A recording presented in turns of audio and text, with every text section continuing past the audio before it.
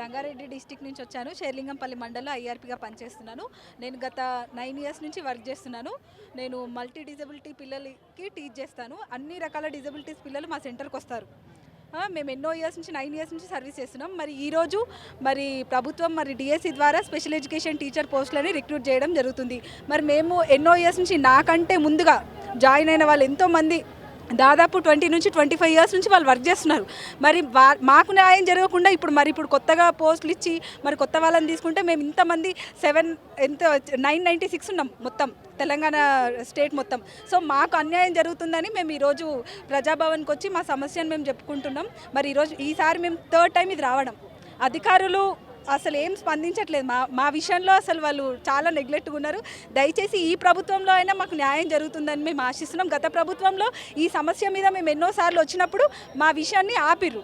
మాకు వచ్చినది ఏదైతే మాకు నోటిఫికేషన్ వచ్చిందో ఆ నోటిఫికేషన్ ఆపడం జరిగింది. సో ఈ ప్రభుత్వంలో కూడా ఆ నోటిఫికేషన్ ఆపి మాకు న్యాయం జరగాలని మేము కోరుకుంటున్నాం. మేము రాష్ట్ర వ్యాప్తంగా దరిదాపు 1000 మంది దాకా ఉన్నాము. మేమందరం ఐఆర్పీలో అందరము వెల్ క్వాలిఫైడ్, అందరూ డిఎడ్ బిఎడ్ చేసి ఇక్కడ ఈ ఉద్యోగాల్లో రోస్టర్ కమ్ మెరిట్ ఆధారంగా అందరం ఇక్కడ జాయిన్ అవ్వడం జరిగింది. ఎంట్రన్స్ ద్వారానే అందరము అన్ని జిల్లాల్లో రోస్టర్ పద్ధతి ద్వారానే జాయిన్ అవ్వం. కాబట్టి మమ్మల్ని కూడా ఈ యొక్క రోస్టర్ పద్ధతిలో మేము ప్రభుత్వ నిబంధనలకు అనుగుణంగా మేము జాయిన్ అయ్యాం. కాబట్టి మమ్మల్ని అందరినీ రెగ్యులరైజ్ చేయాలనేది మేము కోరుకుంటున్నాము.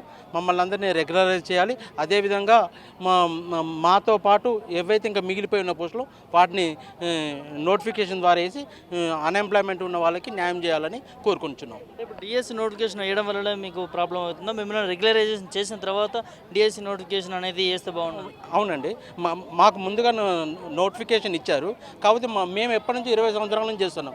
నా వయసు వచ్చేసరికి 50 సంవత్సరాల దాకా వచ్చింది. ఇప్పుడు నాకు రాసుకోవడానికి కూడా ఎలిజిబిలిటీ లేదు. ఇప్పుడు 20 సంవత్సరాలు 25 సంవత్సరాల నుంచి మేము చేస్తున్నప్పుడు మాకు రాసుకోవడానికి ఎలిజిబిలిటీ లేదు. రేపొద్దున మేము దేనికి పనికిరాని వాళ్ళగా అలా అయిపోతుంది. వాళ్ళు వచ్చి మా పోస్టులో జాయిన్ అవుతారు. రేపొద్దున మా పరిస్థితి ఏంటి? మేము అన్ఎంప్లాయ్గా మళ్ళీ మారిపోవాల్సి వస్తుంది, అంటే మేము ఉద్యోగాన్ని కోల్పోవాల్సి వస్తుంది. అందువల్ల ముందుగా మాకు న్యాయం చేసి తర్వాత మిగిలిపోయిన పోస్టులను కొత్త వారికి కేటాయించాలని కోరుకుంటున్నాం. మేము గత 16 సంవత్సరాల నుంచి ఈ సమగ్ర శిక్షలో మేము కాంట్రాక్ట్ బేస్లో రోస్టర్ కమ్ మెరిట్లో నియమించబడి ఎగ్జామ్ రాసి వికలాంగులైనటువంటి పిల్లలకి మేము సర్వీస్ చేస్తున్నాము 16 సంవత్సరాల నుంచి. సడన్గా ఈరోజు మా కోసం పోస్టులు శాంక్షన్ అయినటువంటి వాటిని తీసుకెళ్ళి నోటిఫికేషన్ ఇచ్చి మమ్మల్ని రోడ్డు మీద పడేశారు. ఇప్పుడు మేము దగ్గరగా 900 మంది గత 16 సంవత్సరాల నుంచి వర్క్ చేస్తున్నాం.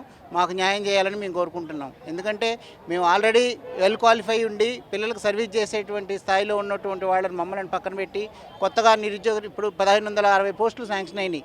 1016కి ఇచ్చారు. మేము 900 మంది మేము ఉన్నాం. మా 900 మందిని రెగ్యులర్ చేసిన తర్వాత మిగతా 500 పోస్టులు నోటిఫికేషన్ ఇచ్చుకుంటే ఆ నిరుద్యోగ సమస్య కూడా వాళ్ళకు కూడా కొంత న్యాయం జరిగేదే కదా. అదే మేము కోరుకుంటున్నామండి. మాకు కూడా 55 సంవత్సరాలు 54 సంవత్సరాలు వచ్చినాయి. దగ్గర 250 మంది మేము ఏజ్ బార్ అయ్యి ఉన్నాం. ఇప్పుడు రిటర్న్ టెస్ట్ ఎగ్జామ్ కూడా రాసుకోవడానికి ఎలిజిబుల్ లేదు మాకు. ప్లస్ మేము కూడా సిడబ్ల్యూఎస్ఎన్ పిల్లల పేరెంట్స్. నాకు 2 పిల్లలు ఉన్నారు. 2 పిల్లలు కూడా సిడబ్ల్యూఎస్ఎన్ పిల్లలే. నేను పిల్లలతో పాటు నా మండలంలో, నేను ఖమ్మం జిల్లా నుంచి వచ్చాను, నేలకొండపల్లి మండలంలో వర్క్ చేస్తాను. నా దగ్గర 15 మంది పిల్లలు ఉన్నారు. రెగ్యులర్గా నేను వాళ్ళకి టీచ్ చేస్తున్నాను. మరి ఆ పిల్లల్ని తీసుకొచ్చి వేరే వాళ్ళని తీసుకొచ్చి టీచ్ చేయమని అంటే మేము ఇన్ని సంవత్సరాల నుంచి చేసినటువంటి వాళ్ళం మేమైపోవాలి, రోడ్డు మీద పడిపోతాం కదా. దయచేసి రేవంత్ రెడ్డి గారు, ముఖ్యమంత్రి గారు మాకు న్యాయం చేస్తారని ఈ ప్రజాభవన్లో వచ్చి మేము దరఖాస్తు ఇవ్వడం జరిగింది. న్యాయం చేస్తారనే నమ్మకం ఉంది. తప్పకుండా. Thank you sir. మేము కామారెడ్డి జిల్లా బిక్నూర్ మండలం ఉన్నది మహేందర్. నేను ఒక పేరెంట్గా చెప్తున్నా, ఒక పేరెంట్ ఆవేదనగా చెప్తున్నా. ఎందుకు ఇంత చిన్న చూపు చూస్తుంది ప్రభుత్వం నాకు అర్థమవుతలేదు. అన్ని రకాలుగా క్వాలిఫికేషన్స్ ఉండి అన్ని రకాలుగా ఎలిజిబుల్గా ఉన్నా మేము సక్సెస్ సాధించిన నా యొక్క సక్సెస్ స్టోరీ చూస్తే ఆటోమేటిక్గా మీరు నాకు 2 సార్లు బెస్ట్ అవార్డు, జిల్లా లెవెల్లో బెస్ట్ అవార్డు కూడా రావడం జరిగింది. నేను ఒక టీచర్గా ఈ దివ్యాంగుల తల్లిదండ్రులకు అయినటువంటి ఒక వాళ్ళతో పాటు ఒక టీచర్గా నేను చెప్తున్నా, గర్వంగా చెప్తున్నా, మేము ఇంత సేవ చేస్తున్నాం, ఎందుకు గుర్తిస్తలేరు? మరి ఎక్కడ నిర్లక్ష్యం జరుగుతుంది? ఈ మరి 996 పోస్టులు మరి ఇవి కాంట్రాక్ట్ పద్ధతిలో పనిచేసినటువంటి వాళ్ళని రెగ్యులరైజ్ చేయకుండా మిగతా వాళ్ళని రిక్రూట్మెంట్ చేస్తే ఎవరికి లాభం? 10 సంవత్సరాలు, నేను 10 సంవత్సరాలు అవుతుంది సార్ చేయబట్టి. మరి 10 సంవత్సరాల నుంచి ఆ డేటాను స్వీకరించింది ఎవరు? ఆ పోస్టులను క్రియేట్ చేయించింది ఎవరు? మరి మా బాబు ఒక ఆటిజం హైపర్ యాక్టివ్ ఉంటారు, ADHD అంటారు, attention deficiency hyper active disorder అని ఒకటి ఉంటుంది. అయితే అందులో భాగంగా బాబుకు సివియర్ ఉన్నది. ఇప్పటికి నేను డబ్బులు ఖర్చు పెడుతున్నా, ఇప్పుడు నాకు చాలి జీతంతో నేను ఎన్నో పైసలు ఖర్చు పెడుతున్నా, అది క్యూరబుల్ అవుతలేదు. మరి నా పరిస్థితి ఏంది? మాకు దారి ఏంది? మేము ఇన్ని రోజులు సర్వీస్ చేసినందుకు మాకే ఒక అన్యాయం జరిగిపోతుంది. మరి అన్యాయం జరిగిపోతే మమ్మల్ని పట్టించుకునే నాదుడెవరు?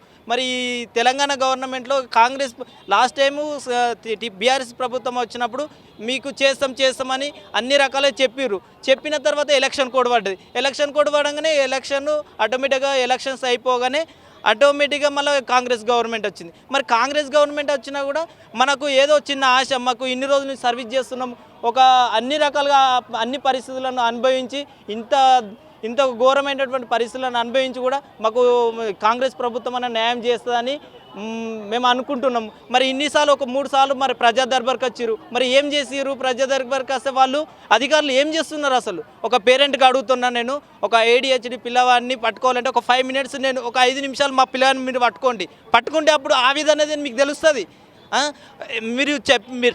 మీరు కొత్త వాళ్ళకు నోటిఫికేషన్ ఇచ్చి కొత్త వాళ్ళకి నుంచి రాసుకోరంటే వాళ్ళు కూడా మా స్టేజ్ నుంచే చదువుకున్న వాళ్ళే కదా. మేము చదువుకుంటే మామూలు అంటే చిత్తు కాగితాలు లెక్క రాలేవు కదా పేపర్లు, మేము చదువుకుంటే నచ్చినాయి కదా.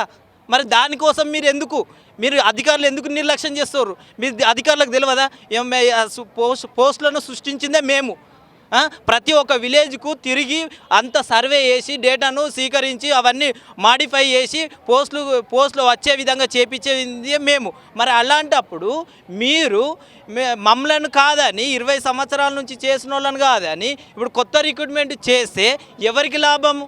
అంటే ఇప్పుడు 996 మంది కుటుంబాలు ఏమైపోయినా పర్వాలేదు, కానీ కొత్త వాళ్ళని మాత్రం తీసుకొని వాళ్ళకు మంచిగా ఒక డైరెక్ట్ ఒక స్కేల్ ఇచ్చేద్దామనే ఆలోచనలో మీ ప్రభుత్వం ఉన్నదా? నేను అడుగుతున్నా, ఒక పేరెంట్గా అడుగుతున్నా. ఇప్పుడు నేను ఇన్ని రోజుల నుంచి సఫర్ అవుతున్నా, నేను ఎన్నో ఖర్చులు పెడుతున్నా, బాధపడుతున్నాం, అన్ని రకాలు చేస్తున్నాము, ఏం లాభము? ఇప్పుడు నేను ఇందులోకి రాకముందు నాకు ఒక లైఫ్ అనేది ఇట్లా ఉండాలి అనుకున్నాం, కానీ దురదృష్టవశాత్తు ఇళ్ళకి వచ్చిన తర్వాత నా బాబు కూడా ఇట్లా అయిండు. మరి పరిస్థితి ఎవరికి చెప్పుకోవాలా? ఏ విధంగా చెప్పుకోవాలా? ఇక మాకు ఒకటే అవకాశం, మమ్మల్ని 996 మందిని ఉన్నటువంటి మీరు ఇప్పుడు నోటిఫికేషన్ వేసిరు, మీరు ఏ విధంగా చేస్తారో మాకు తెలియదు.